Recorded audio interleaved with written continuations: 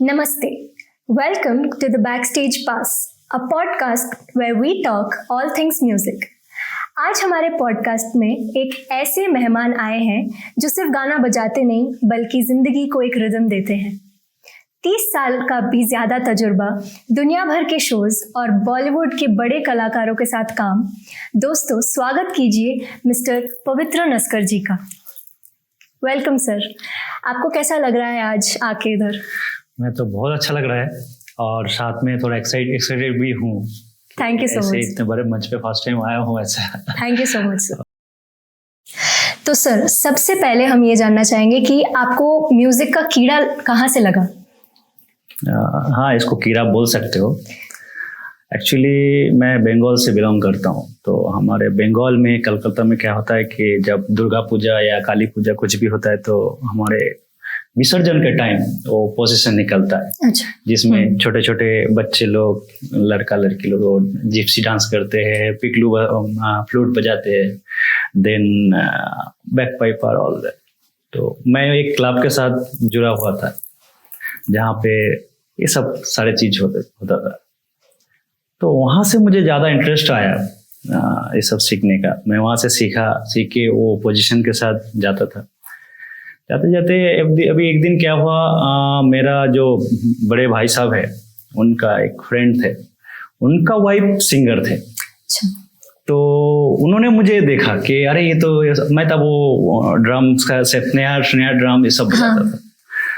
तो उन्होंने मुझे देखने के बाद बोला, मेरा भैया को बोला, अरे वो ऐसा इंटरेस्टेड है तो why not put him to that music field for our Hindi music field. तो बड़े भैया बोला ठीक है, देखते हैं। तो पहला टाइम था, पहला मैं 150 रुपीज से मैंने एक ढोलक खरीदा and that is 1992 and that time is बहुत अच्छा है, बहुत जबरदस्त एक ये चल रहा था, राम मंदिर एंड बाबरी मस्जिद लेके बहुत बड़ा फाइट चल रहा था। ऐसे फाइटिंग टाइम में मैं मेरे घर से कम एक 10 किलोमीटर दूर एक बंदे के पास वो एक ढोलक था, वो लाने के लिए जा रहा, चारों तरफ मारपीट काटा-काटी चल रहा है। ऐसे में मैं मेरा भैया के साथ गए, तो ये कीड़ा ही बोल सकते हो। हाँ, डेफिनेटली सर, डेफिनेटली। तो तब से ऐसा ये शुरू हुआ, लेके आए, फिर लेके आने के बाद धीरे धीरे बहुत अच्छा। तो आई थिंक आपका बचपन का एक यादगार पल तो यही होगा। हाँ, ये तो एक है। और यादगार पल बोलने से एक स्कूल से जुड़ा हुआ है। हम लोग का स्कूल में एक हमारे 5 फ्रेंड का एक ग्रुप था जो म्यूजिक में बहुत इंटरेस्टेड थे। तो हम लोग क्या करते, हमारे टाइम पे हमारे स्कूल में क्या वो वुडन का बेंच रहता था। तो हम लोग जब भी टिफिन टाइम पे क्या करते, सब लोग तो बच्चे लोग खेलने चले जाते, लेकिन हम 5 लोग क्या करते तो बेंच पे बैठ के बजाते जाना और गाना करते थे। तो डेली ये सिलसिला था, करते करते ऐसा हो गया कि ये वो बजाते हुए तो बेंच ही तोड़ दिया हमने। हे भगवान।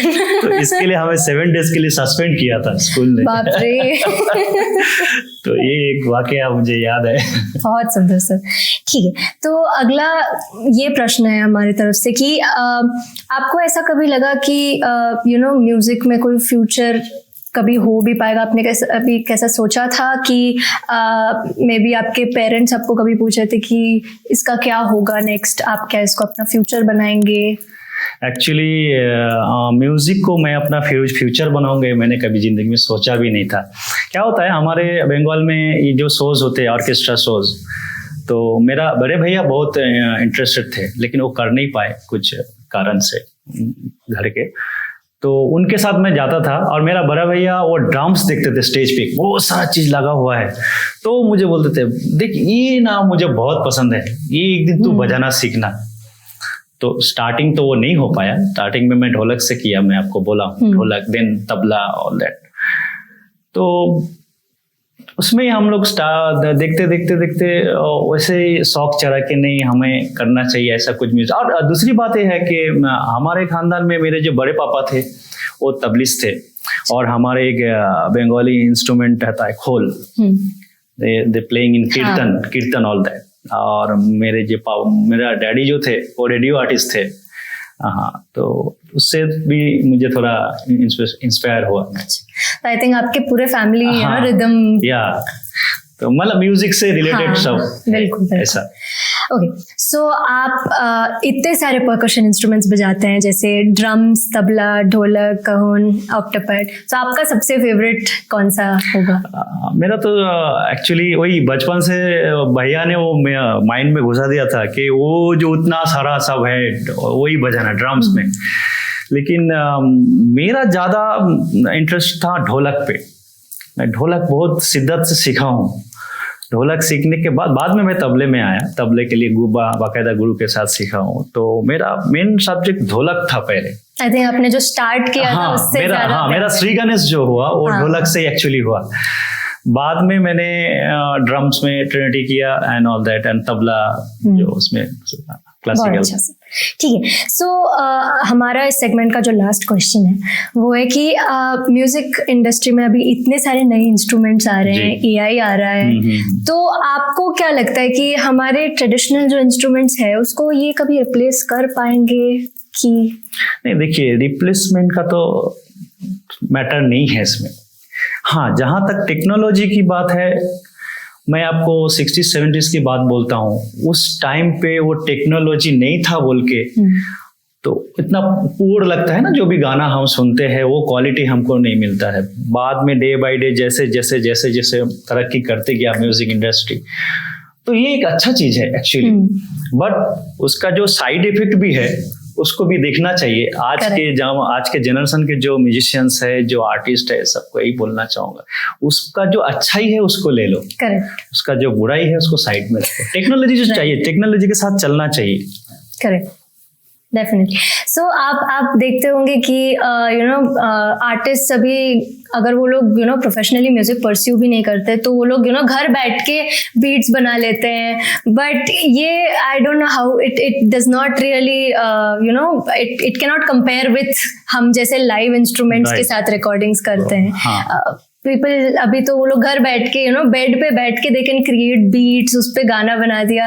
बट उस समय के जो एवरग्रीन सॉन्ग्स हैं उसको आप अगर सुनोगे तो इतने सारे इंस्ट्रूमेंट्स एंड इतने सारे अरेंजमेंट कितना ब्यूटीफुली किया है, ऐसा अभी सुन के लगता है कि वो हम रिक्रिएट कर ही नहीं सकते, है ना? वो उस जमाने का वो जो एक मजा था कि एक साथ बैठ के 180 म्यूजिशियन, 200 म्यूजिशियंस, उसमें 60 वायलिन एक साथ ग्रुप में बज रहा है, और वो जो माहौल रहता है इवेंट उस टाइम पे जब रिकॉर्डिंग होते थे, जो हीरो हीरोइन एक्ट करते थे, they also sit there. Correct. तो क्या होता है, जो सिंगर्स गाते हैं तो वो उनको देख के वो उस इमोशन पे गाते हैं। तो जब आप देखो उस जमाने में जब लिप सिंकिंग होता था, तो अगर अमिताभ बच्चन लिप दे रहा है किशोर कुमार का इसमें, तो लगता है कि अमिताभ बच्चन ही गा रहे हैं। हाँ, एग्जैक्टली। अभी का टाइम पे देखिए आप, टेक्नोलॉजी तो हाई हो गया, टेक्नोलॉजी बहुत अच्छा हो गया, लेकिन मशीनरी हो गया। करेक्ट। हाँ। वो जो एक feel, music is a feel. आपके अंदर अगर फील नहीं है तो आप म्यूजिक करके कुछ भी नहीं कर सकते, राइट? तो वो फील चला गया। अभी जो है वो मैथमेटिकली चलता है, मोबाइल में आप सब सुनते हो तो थोड़ा सेम लगता है, उसका स्ट्रक्चर यूज करता है, cutting pasting that's all. Correct, right. तो उस जमाने में क्या होता है, बैठ के मैनुअल इंस्ट्रूमेंट के साथ कंपोज करना। जो अरेंजर थे, म्यूजिक डायरेक्टर तो बाद में आता है, जो अरेंजर म्यूजिक डायरेक्टर के साथ बैठते थे, प्रोड्यूसर डायरेक्टर सब बैठते थे, उनके साथ डिस्कस होता था, तो वो एक अलग मजा था, बहुत ही मतलब इंटरेस्टिंग था। अभी क्या होता है, हम लोग आते हैं, हाँ चलो, अब मेरे को बोलते हैं, हाँ ये सर अभी करो, एक काम करो, ये 16 बार का ये पैटर्न है, आप बजा दो। मैं बजा दिया। अभी वो किसके साथ जाना है, कौन कंपोज कर रहे हैं, कौन अरेंज कर रहे हैं, मुझे भी पता नहीं है, और वो किधर जाएगा मुझे भी मालूम नहीं है, मैं खाली बजा के चला गया मशीन की तरह। करेक्ट। उस जमाने में ऐसा नहीं था। उस जमाने में क्या था कि सब लोग बैठे हुए हैं, बड़े बड़े म्यूजिक डायरेक्टर, सिंगर्स सब बैठे हुए, उनके साथ बैठ के रियाज हो रहा है, रियाज पे रियाज चल रहा है, कंपोज हो रहा है। वो क्या बोले, वो मजा नहीं मिल सकता है। सही। तो सर, आपको कभी ऐसा लगा है कि इतने शोज करने के बाद कि एक रूटीन बन गया है काम का, कि आप एक्चुअली ऑब्वियसली आपने जैसा बोला कि आप म्यूजिक से इतना प्यार करते हैं, तो आपको कभी ऐसा लगा कि एक रूटीन बन चुका है, काम हो गया है आपके लिए? काम तो है, दैट्स ओके, बट म्यूजिक को प्यार करके ही आगे आया हूँ। और म्यूजिक के लिए मैंने अपना एजुकेशन करियर भी बहुत खराब कर दिया। तो मैं एक ही चीज़ बोलूँगा कि मेरा लाइफ तो म्यूजिक से ही शुरू होता है और म्यूजिक पे ही ख़त्म हो जाता है। जब तक म्यूजिक है तब तक मैं हूँ, जब मेरे लाइफ से म्यूजिक चला जाएगा उस दिन मेरा दिन हो जाएगा। बहुत बहुत बहुत बड़ी बात आपने कही है सर, बिकॉज बहुत कम लोग इतने पैशनेट होते हैं कि वो लोग अपने पैशन को फॉलो करें देन। कि बचपन से वो एक जुनून था। मैं आपको एक वाकया बोलता हूँ, जब मैं बोर्ड एग्जाम दे रहा था 10th का, तो नेक्स्ट डे मेरा लाइफ साइंस एग्जाम था। अगले दिन मैं होल टाइम पूरा पोसोस करके आया। तो मैं पढ़ाई पे मतलब ध्यान नहीं दिया, तो मेरा लाइफ साइंस बैक हो गया था उस ईयर में, फिर से मुझे री एग्जाम देना पड़ा। I feel like आपका जो स्टोरी है it is like a movie का स्टोरी, जैसे वो पैशनेट आर्टिस्ट के बारे में बोलते हैं ना, वो लोग एग्जाम मिस कर देते हैं। एक्चुअली एवरी म्यूजिशियंस या सिंगर्स है, आर्टिस्ट जो है ना, सबके पीछे एक ना एक स्टोरी आपको मिलेगा ही मिलेगा। एब्सोल्युटली, ठीक है। सो इसके बाद हमने ये भी देखा कि आप बच्चों को सिखाते भी हैं प्रोफेशनली, तो आप एक बिगिनर को क्या एडवाइस देंगे अगर वो कोई परकशन इंस्ट्रूमेंट स्टार्ट करना चाहे? हाँ, मैं बिगिनर को हमेशा ये बोलूँगा कि कोई भी इंस्ट्रूमेंट आप अगर सीखना चाहो, पहले तो मैं पेरेंट्स को बोलूँगा कि पेरेंट्स ज़बरदस्ती कभी भी मत डालो। आप देखो कि बच्चा किस में इंटरेस्टेड है तो उसमें आप दीजिए। और दूसरी बात है रियाज, practice, that is very necessary. कि मैं एक लेसन दे दिया, बच्चा आया क्लास में प्रैक्टिस करके चला गया, बाद में जैसे तो उसमें कुछ भी नहीं होता है, कोई प्रोग्रेस नहीं होता है। तो उसके लिए पेरेंट्स को भी देखना पड़ता है और हमारा तो ड्यूटी है ही।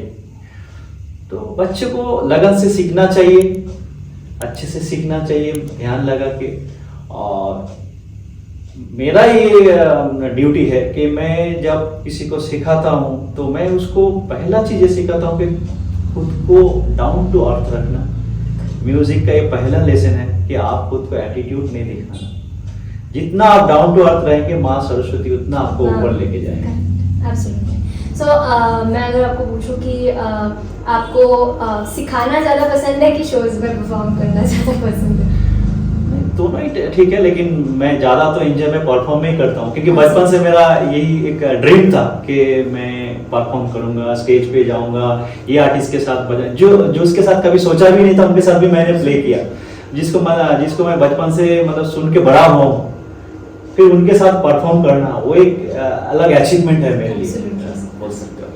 तो आज आपने बोला कि आपने आर्टिस्ट के साथ परफॉर्म किए हैं, तो मेरे पास एक पूरी लिस्ट है कि जैसे Anuradha Paudwal ji, Kumar Sanu ji, Usha Uthup ji, Amit Kumar ji, list just goes on and on. तो आपके पास ऐसा कौन सा आर्टिस्ट है जिसके साथ आपको काम करके अच्छा लगा एंड कोई एक मोमेंट जो आपको आज भी याद रहता है? आर्टिस्ट बोलने से बहुत सारे हैं, नाम तो सबका नाम पॉसिबल नहीं है। उसमें सबसे मेरे दिल के जो करीब है वो है मिस्टर कुमार सानू। एंड जो आर.डी. बर्मन के जो ओरिजिनल म्यूजिशियंस के साथ मैंने काम किया, every musician is a great musician, but आप उनका बिहेवियर देखेंगे तो आप सरप्राइज हो, very very down to earth और इतना कोऑपरेटिव, इतना हंस-खेल के, मतलब आपको लगेगा नहीं कि आप एक लेजेंडरी आर्टिस्ट के सामने बैठ के काम कर रहे हो। सेम थिंग अनुराधा पौडवाल जी या कुमार सानू, कुछ सिंगर्स हैं जो थोड़ा एटीट्यूड रखते हैं, मैं उनका नाम नहीं लेना चाहता हूँ, जाने दीजिए। लेकिन कुमार सानू मेरे दिल के बहुत ही करीब है, मैं उनको ही सुन के बड़ा हुआ हूँ। और उनके साथ जब परफॉर्म करने आया तो एक्चुअली जब मैं फिनिक्स मॉल में आया था 2013, तब कुमार सानू आए थे। तो उन्होंने क्या किया, उनको मालूम नहीं था कि बेंगलोर के म्यूजिशियंस कैसे हैं, नहीं वो नहीं जानते थे। तो वो क्या किया, अपना कराओके और एक कीबोर्ड प्लेयर साथ में लेके आए। तो इधर से हम लोग को पहले से लिस्ट दे दिया था, हमने पूरा नोटेशन बना के रेडी करके गए। तो जब हम रिहर्सल में बैठे, सानुदा आए बैठ के, तो वो कीबोर्ड प्लेयर को बोला था वो काली काली आंखें का ट्रैक लगाओ। मैं थोड़ा तो वो ट्रैक लगाने से पहले हमारे जो गिटारिस्ट थे श्रीनिवास आचार्य, यहाँ के बहुत माने हुए गिटारिस्ट है, तो उन्होंने बोला दादा हम लोग थोड़ा इंट्रो देखते हैं ना। तो बोला हाँ हमारा तो रेडी है। जैसे हम इंट्रो चालू किया, कुमार सानू दादा एकदम पीछे बैठे थे वो, तो उठ के सामने आ गया और वो जो कीबोर्ड प्लेयर जो थे उनको बोला अरे अरे ट्रैक मत चला, अरे इन लोगों तो किया है, ये बहुत अच्छा बजा रहे हैं, एकदम गुस्वाम दे रहे हैं। बहुत बड़ा तो जब हमने वो बजाए, फिर उन्होंने बोला कि मैं पूरा सो लाइव ही करना है, मुझे कोई कराओके नहीं चाहिए। बहुत सुंदर। I think and when he perform in the stage, उन्होंने खुद वहां पे अनाउंस किया कि अगर दोबारा मुझे बैंगलोर आने का मौका मिले तो मैं इन्हीं म्यूजिशियंस के साथ फिर काम करना चाहूंगा। बहुत मेमोरेबल एक्सपीरियंस होगा ना आपके लिए। बहुत ही था। सो ये सेगमेंट में हम एक रैपिड फायर करेंगे जहां हम आपको कुछ सवाल पूछेंगे Okay. और आपको एक या दो शब्द में आंसर देनी है इसकी। अच्छा ठीक है, तो आपका पहला सवाल है कि अगर तबला एक इंसान होता तो कैसा होता? सीरियस, मस्तीखोर? नहीं, वो तो ऑलवेज मस्तीखोर होंगे।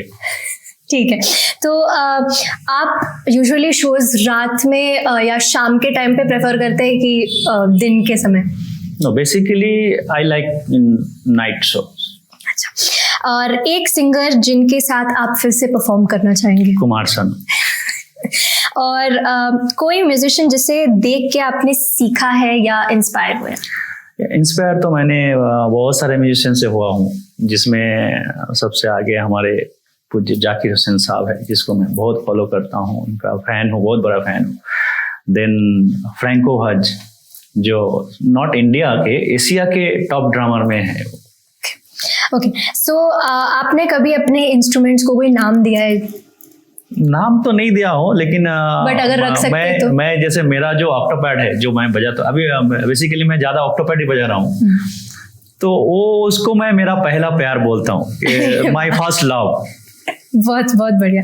सो आपको सबसे ज्यादा एनर्जी क्राउड के तालियों से मिलती है या फिर जो आप म्यूजिक बजा रहे हैं, जो रिदम आप चल रहा है उससे आपको ज्यादा एनर्जी? क्राउड का तालियों से ज्यादा एनकरेजमेंट मिलता है। जैसे ही क्राउड ताली बजाता है तो हमारे अंदर एक अलग जोश आते हैं कि नहीं, they are attracted with us. Absolutely. अगर आपका इंस्ट्रूमेंट बोल सकता तो आपको हर शो के बाद क्या बोलता? मैं क्या बोलता क्या बोलेंगे, अप्रिशिएट करेंगे म्यूजिक। ऑफ कोर्स सर, आप इतना अच्छा इंस्ट्रूमेंट्स बजाते हैं। Thank you. ओके, सो आपका अगला क्वेश्चन है कि आप स्टेज पे जाने से पहले कभी नर्वस फील करते हैं? अभी तो नर्वस फील नहीं करता हूँ, लेकिन स्टार्टिंग में जब मैं जाता था तो बहुत ही नर्वस होता था, और स्टेज जब किया तब तो बहुत ज़्यादा नर्वस था। एंड आप बिलीव नहीं करेंगे, जब मैं पहला स्टेज किया उस टाइम पे कोलकाता के सारे फेमस आर्टिस्ट थे। उसमें एक फेमस एंकर थे जिनका नाम है शकील अंसारी, आपने शायद नाम सुने होंगे, कोलकाता का बहुत फेमस थे। तो इन स्टेज तब शकील अंसारी के साथ शो करना मतलब इज अ बिग चैलेंज, तो बहुत ज्यादा नर्वस था मैं। तो आई थिंक अभी आपका नर्वसनेस वो एड्रेनालाइन हो जाता है। अभी ये क्या है कि 30 क्रॉस हो गया, 32 34 इयर्स हो गया, और सारे मैक्सिमम सेलिब्रिटी आर्टिस्ट के साथ बजाए हूँ, तो एक अलग कॉन्फिडेंस आ चुका है। तो आपका इस सेगमेंट का लास्ट सवाल है कि म्यूजिक के अलावा ऐसी कोई चीज है जो आपको वाकई में खुशी देती है? हाँ, म्यूजिक के अलावा मैं बहुत पसंद करता हूँ खाना। अच्छा सेम है हमारा। अच्छा खाना, और उसमें तो मेरा फेवरेट जो मैं everyday I want non veg, don't mind. मैं दर्शकों से माफी चाहता हूँ जो वेजिटेरियन है। ये हमारा ये आई थिंक सेम है। Thank you so much sir. तो सर आपने इतने साल शोज किए हैं, तो आपको कभी ऐसा लगा कि ये एक रूटीन बन गया है या सिर्फ काम है? कभी भी ऐसा आपको लगा हो?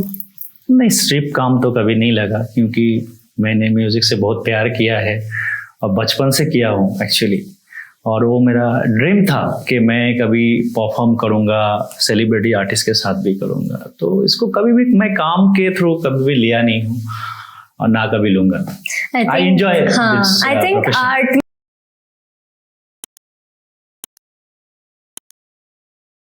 को प्यार नहीं करेंगे तो उसको आप निभा नहीं सकते। एब्सोल्युटली।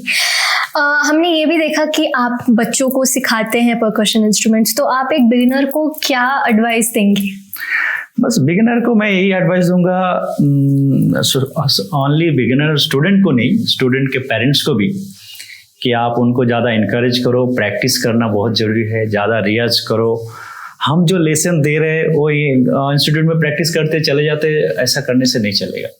तो सभी को ध्यान रखना है, प्रैक्टिस करना है, और मैनर्स वो सिखाना बहुत जरूरी है म्यूजिक फील्ड में, क्योंकि कोई भी बच्चा अगर बचपन से एटीट्यूड लेके आ जाएगा तो कभी भी तरक्की नहीं कर सकते। आपने तो जैसे बोला हम्बल होना, या डाउन टू अर्थ होना बहुत जरूरी है।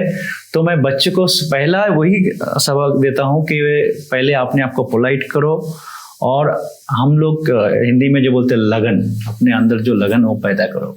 करेक्ट। ओके, सो आपने इतने सारे आर्टिस्ट्स के साथ काम किया है, मेरे पास एक पूरी लिस्ट है कि अनुराधा पौडवाल जी, कुमार सानू जी, उषा उत्थुप जी, अमित कुमार जी, अरमान मलिक, आकृति कक्कर, अरिजीत,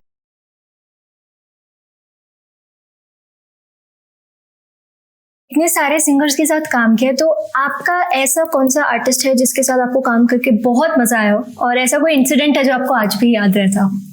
हाँ, उसमें तो है बहुत सारे, एक्चुअली सेलिब्रिटी आर्टिस्ट बहुत सारे हैं जिनके साथ बहुत सारे यादें जुड़े हुए हैं, लेकिन उसमें सबसे खास है कुमार सानू जी, जो मेरे दिल के बहुत करीब है, जिनको फॉलो करके मैं आगे आया हूँ। इनका गाना में ही प्रैक्टिस करते थे हम लोग, 90s का जो दौर गया। करेक्ट।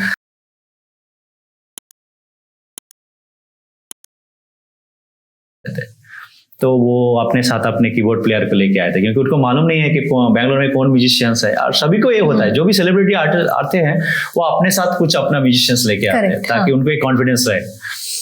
तो वो साथ में कीबोर्ड प्लेयर के साथ वो अपना ट्रैक सब लेके आए थे। तो हम जब रिहर्सल में बैठे, सानुदा भी आए, आके एक कोने में बैठे थे। तो सानुदा वो कीबोर्ड प्लेयर को बोला कि आप ट्रैक चालू करो, ये काली काली आंखें का। तो इतने में हमारे साथ जो गिटारिस्ट थे, श्रीनिवास आचार्य, यहाँ के बहुत बड़े गिटारिस्ट है, तो उन्होंने बोला, मेरे को दादा दादा बोलते थे श्रीनिवास आचार्य, तो बोला दादा हम लोग थोड़ा इंट्रो देखते हैं ना, पहले हम थोड़ा इंट्रो चालू करते। तो हमने काली काली आंखें का इंट्रो चालू किया, कुमार सानू दादा उठ के आ गए, बोला अरे ये लोग तो सब रेडी किया है। तो बोला आप लोग सब गाना? हाँ सर, हम लोग दादा हम लोग सब नोटेशन बनाए। अरे आप लोग तो इतना अच्छा बजा रहे, एकदम ओरिजिनल बजा रहे, गुड। उनको बोला ट्रैक बंद करो, मैं पूरा शो लाइव में करूंगा।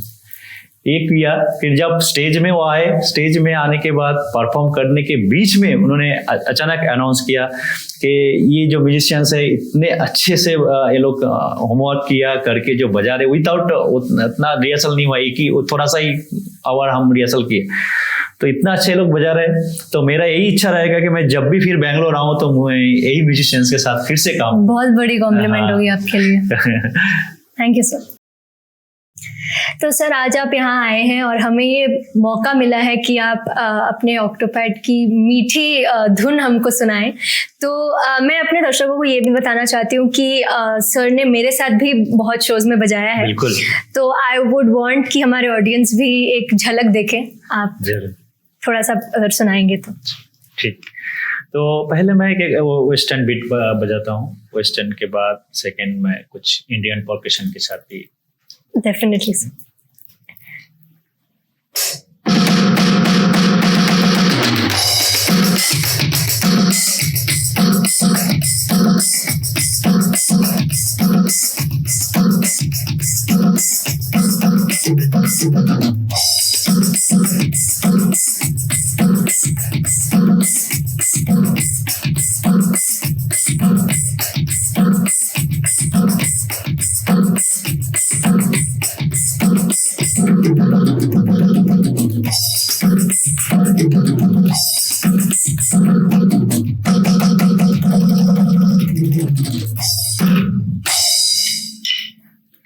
ये वेस्टर्न थोड़ा मैंने दिया, अभी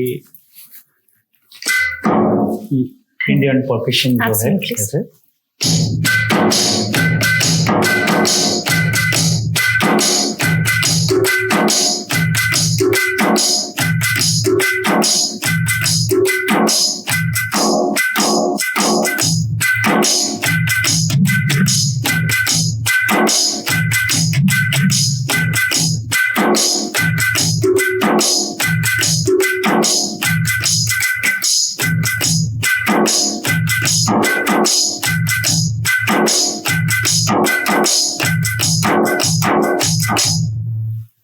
thank you so much sir, Thank you. बहुत अच्छा लगा सुन के। आई होप हमारे दर्शकों को भी पसंद आया होगा। Thank you so much.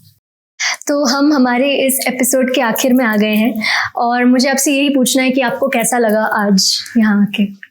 ये तो शब्दों से बयां करना मुश्किल है, क्योंकि आई एम सो हैप्पी। आपका इतना अच्छा शो हुआ, बहुत अच्छा लगा।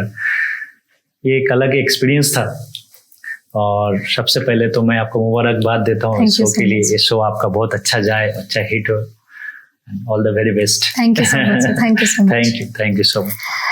So this was the episode 2 of the Backstage Pass, and if you liked this episode, go like, share and subscribe and leave some comments below on how you thought this episode was. I would like to thank the media team and the sound team behind this project. So I would like to thank the script team, Vidyan and Sudeep, for this episode, as well as the media team behind this, Pratik, Sanjay, Satvik and Suparna. I would also like to thank Mr. Raja Ghosh for the concept behind this. Thank you so much for watching this episode and stay tuned for more.